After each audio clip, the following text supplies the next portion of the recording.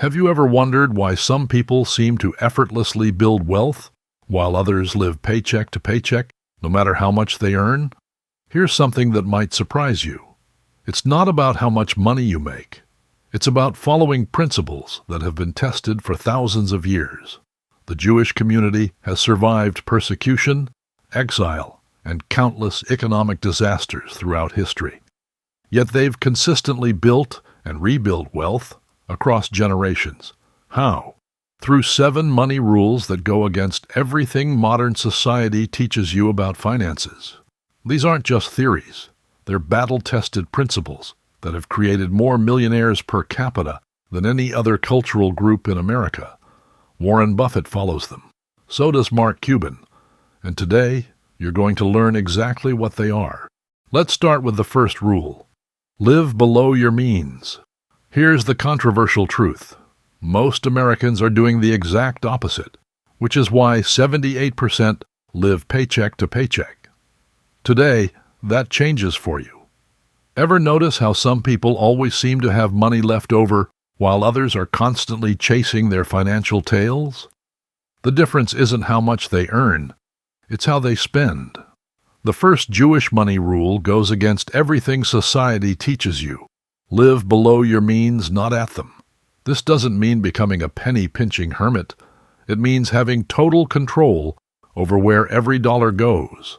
Warren Buffett, one of the world's richest men, still lives in the same house he bought in 1958 for $31,500. He could buy any mansion, but he understands a simple truth. Showing off doesn't build wealth. Discipline does. Jewish wisdom teaches, who is rich? He who is happy with what he has. It's not about having the fanciest car, it's about peace of mind when the bills arrive. Here's the golden rule. Never spend more than 70 to 80% of your take-home income. The remaining 20 to 30% is sacred. Part goes to savings, part to investments, part to emergencies. Sounds impossible? Try this. Pull your last 3 months of bank statements and highlight every non-essential expense in red. That daily $6 coffee, $180 monthly unused streaming, $50 impulse target runs, you'll find $500 to $600 leaking out monthly. That's enough to start an emergency fund or invest in the S&P 500. The difference between wealth builders and paycheck prisoners isn't the big purchases, it's the small leaks. The secret isn't cutting everything and living like a monk. It's spending consciously. Love travel? Cut elsewhere. Value good food? Reduce clothing expenses? The problem isn't spending, it's spending without thinking. When you live below your means, every purchase becomes a decision, not a reflex. You stop being a slave to desires and start directing your future. But saving money alone isn't enough. You also need to avoid the biggest wealth killer of all. Let me be blunt. In Jewish tradition, debt is dangerous. Proverbs says, the borrower is servant to the lender. And if you've ever owed money to a bank, you know exactly what that slavery feels like. In ancient Jewish law, charging interest to community members was forbidden. Why? Because profiting off someone's hardship was seen as morally wrong. Today, credit cards, personal loans, and car financing trap millions in cycles that feel impossible to escape. In Jewish families, debt isn't just financial, it's spiritual. It steals your freedom, your choices, even your sleep. When you owe money, you're not really working for yourself, you're working for creditors first. The average American over 40 carries $6,000+ in credit card debt at 20% interest. That's financial quicksand. Jewish communities often avoid car loans entirely, buying reliable used cars, paid in full. Want to break free? Start by listing every debt, balance, interest rate, minimum payment. Clarity is the first step. Use the avalanche method. Pay off the highest interest first, and most importantly, cut off the source. If credit cards are your trap, cancel or freeze them. Use debit or cash until you rebuild control. Build a $1,000 emergency fund to avoid future traps. In Jewish culture, caution is a virtue. Freedom means not owing anyone, but avoiding debt is just the start, because the next rule is about expanding your mind. There's a reason Jewish communities are known for resilience. It's not magic, it's mindset. One of the most powerful money rules in that mindset? Never stop learning. In Jewish tradition, education isn't just for kids, it's a lifelong responsibility. The Talmud teaches, give someone money, you support them for a day. Teach them wisdom, you support them for life. After 40, most Americans assume they know enough about money, but ignorance is expensive. Studies show adults over 40 are prime targets for scams and poor retirement planning. Yet few actively learn about money.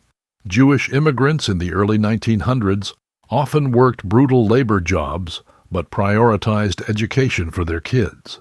Within 2 generations, many entered law, medicine, and business. Today, Jewish families still invest in adult education, community seminars, and financial literacy. You can start too. 15 minutes a day. Read The Millionaire Next Door, or I Will Teach You to Be Rich. Listen to The Dave Ramsey Show, chat with traders, or take online courses. Then teach what you learn. Share it with your spouse, your kids, your friends. Teaching cements knowledge and builds shared growth. Keep a journal of weekly financial lessons. Jewish culture sees knowledge as portable wealth. No one can take it from you. But knowledge without action is worthless. And that brings us to the next rule. Thousands of years before Wall Street, Jewish sages warned, don't put all your money in one basket. The Talmud says, divide your money into 3 parts, one in land, one in business, one in reserve.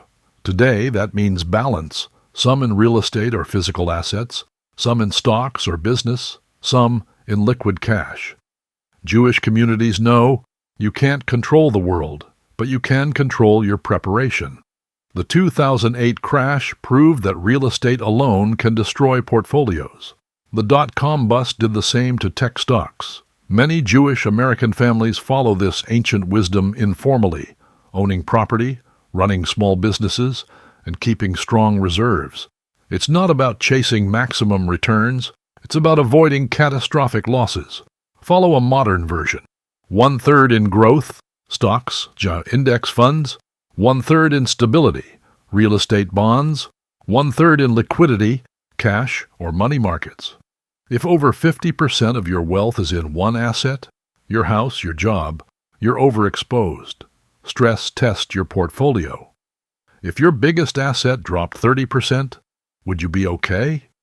If not, it's time to rebalance. Diversification is ancient wisdom. In a fast-changing world, spreading your strength is the smartest way to stay stable. But to make diversification work, you need to know where every dollar is going. Here's something simple, but rare. Most people have no idea where their money goes. In Jewish tradition, you're expected to reflect daily, give account of every dollar. The Talmud says, examine your deeds, including your financial ones. When you track spending, you build discipline, awareness, and purpose. Think of your money like soldiers. They need orders.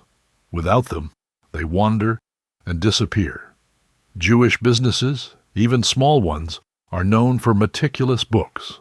Ultra-Orthodox families may have modest incomes, but because they track every cent, they stretch every dollar.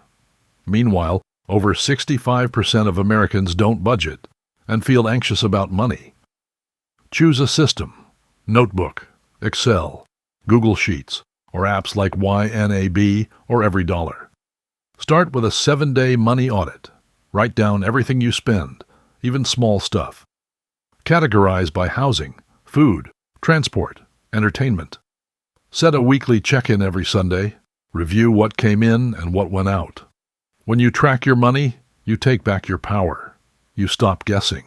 And that's the foundation of real ownership. But wealth isn't just about keeping. It's also about giving. One of the oldest Jewish money rules is, always give, even if it feels like you can't afford to. But here's the twist. Giving isn't just kindness, it's strategy. The Hebrew word for charity is tzedakah, which actually means justice or righteousness. Proverbs says, tzedakah saves from death. Jewish families believe giving doesn't make you poorer. It makes you connected, protected, and supported. Even people who live on charity are required to give. Why? Because when you give to others, you build a support network that one day might save you. Jewish kids often grow up putting coins in a tzedakah box before Shabbat. Strong communities provide mutual aid, medical help, tuition, business recovery. Americans often delay giving until they make more.